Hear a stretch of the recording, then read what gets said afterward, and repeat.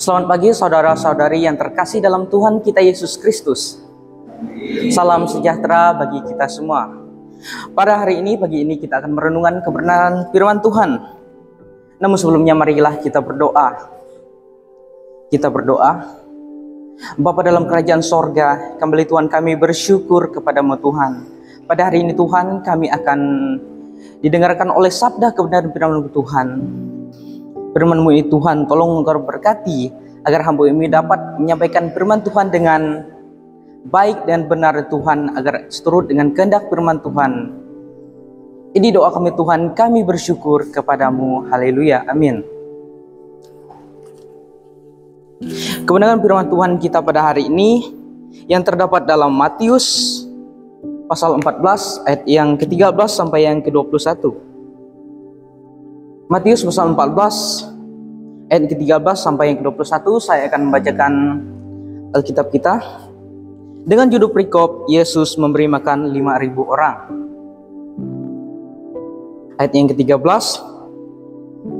setelah Yesus mendengar berita itu, menyingkirlah ia dari situ dan hendak mengasingkan diri dengan perahu ke tempat yang sunyi. Tetapi orang banyak mendengarnya dan mengikuti dia dengan mengambil jalan dari kota-kota mereka. Ketika Yesus mendarat, ia melihat orang banyak, yang besar jumlahnya. Mereka tegaklah hatinya oleh belas kasihan kepada mereka, dan ia menyembuhkan mereka yang sakit.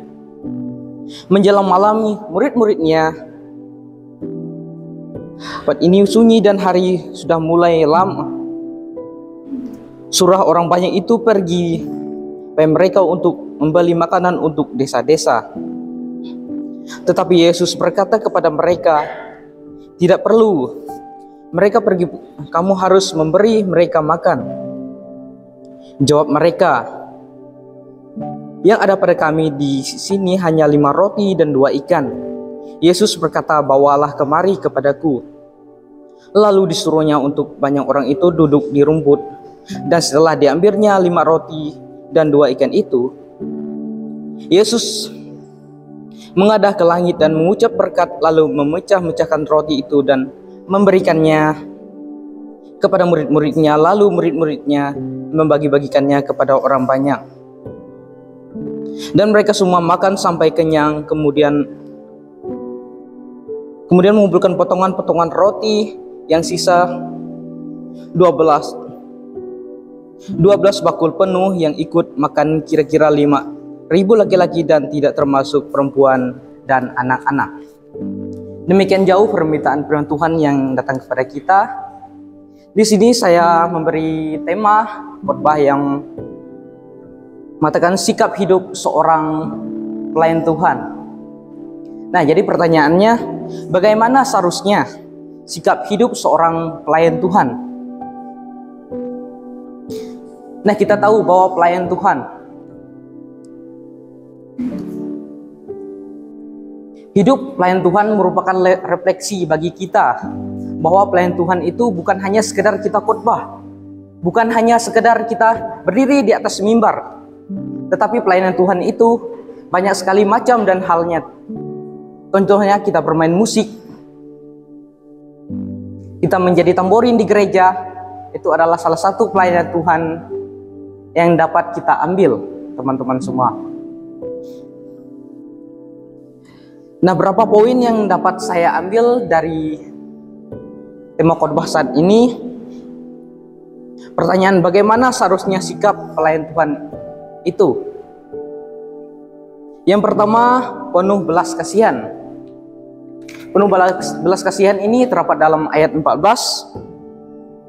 Ketika Yesus mendarat, ia melihat orang banyak yang besar jumlahnya, maka tergeraklah hatinya oleh belas kasihan mereka, dan ia menyembuhkan mereka yang sakit. Nah, jadi saudara-saudari yang terkasih dalam Tuhan Yesus Kristus, Yesus melihat banyak sekali orang-orang yang hatinya tergerak kepadanya oleh belas kasihan.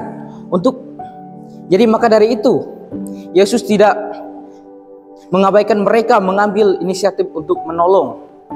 Yesus mempunyai inisiatif yang sangat besar untuk menolong dan memberikan makan untuk 5.000 orang tersebut. Jadi hal tersebut merupakan tindakan belas kasihan yang sangat besar yang datangnya dari Yesus. Jadi kita sebagai pelayan Tuhan harus memiliki sikap yang seperti itu. Pelayan Tuhan tidak hanya kita berkhotbah mimbar. Sikap rela berkorban atau sikap memiliki belas kasihan merupakan sikap yang penting bagi kita, saudara sekalian. Jadi kita di sini bersekolah di sini sebagai calon-calon pendeta, calon-calon hamba Tuhan merupakan hal yang penting yang sangat harus kita teladani dari seperti apa yang Yesus katakan tersebut. Mungkin hal tersebut bukan hal yang sangat wajib bagi kita orang-orang Kristen, bagi kita pengikut Yesus.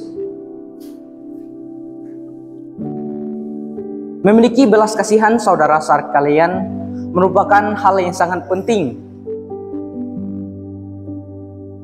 Nah, jika kita tidak memiliki belas kasihan, apa gunanya kita di sini? Jika hidup kita saling menghakimi orang lain, hidup kita saling membenci orang lain, hidup kita saling mencaci maki orang lain, percuma, saudara sekalian, kita berada di sini. Apa gunanya kita di sini jika sikap kita seperti itu, saudara sekalian? Jadi penting bagi kita semuanya bahwa sikap memiliki belas kasihan merupakan sikap yang harus kita teladani bagi kita di tempat ini, saudara sekalian. Mari bersama-sama kita memiliki sikap yang seperti itu. Karena Yesus juga memiliki sikap seperti itu. Dan kita harus meneladani hal yang Yesus lakukan tersebut. Nah, jadi poin yang kedua yaitu sikap rela berkorban. Ini ayat yang ke-17. Jawab mereka yang ada pada kami di sini, ini hanya 5 roti dan 2 ikan. Jadi ayat yang ke-17 disebut, meskipun murid-murid Yesus mempertanyakan bagaimana mereka dapat memberi makan 5.000 orang begitu banyak, tetapi Yesus tetap ingin menolong mereka. Yesus tetap ingin menolong mereka. Ia meminta murid-muridnya untuk mengumpulkan roti dan ikan yang mereka miliki. Meskipun jumlahnya sedikit, Yesus menunjukkan sikap harus rela berkorban. Nah, sikap rela berkorban ini yang diteladani Yesus merupakan sikap yang seperti yang saya katakan tadi, sikap yang harus kita lakukan, saudara sekalian. Rela berkorban ini bukanlah sikap yang seharusnya kita lakukan dalam kehidupan kita hari lepas hari. Ada sebuah cerita atau ilustrasi yang dapat saya gambarkan. Contohnya, jika di tepi sungai ada seorang anak kecil yang bermain. Nah, di saat itu ketika ia bermain, dia terjatuh ke sungai tersebut. Sungai itu sangat kotor, saudara sekalian, dan sangat deras. Ketika ia terjatuh, ia terhanyut, ia meminta tolong. Tetapi saat itu tidak ada satupun orang yang menolong dan mendengar hal tersebut. Dia teriak minta tolong, tolong, tolong, tolong. Namun percuma, tidak ada yang mendengarnya, saudara sekalian.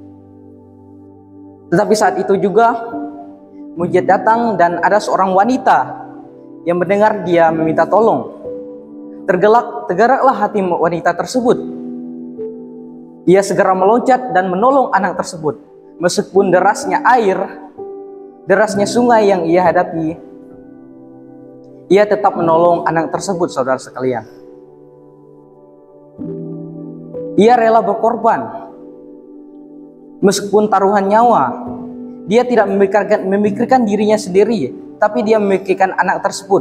Anak tersebut selamat atau tidak, saudara sekalian. Jadi poin yang ketiga yang dapat kita ambil yaitu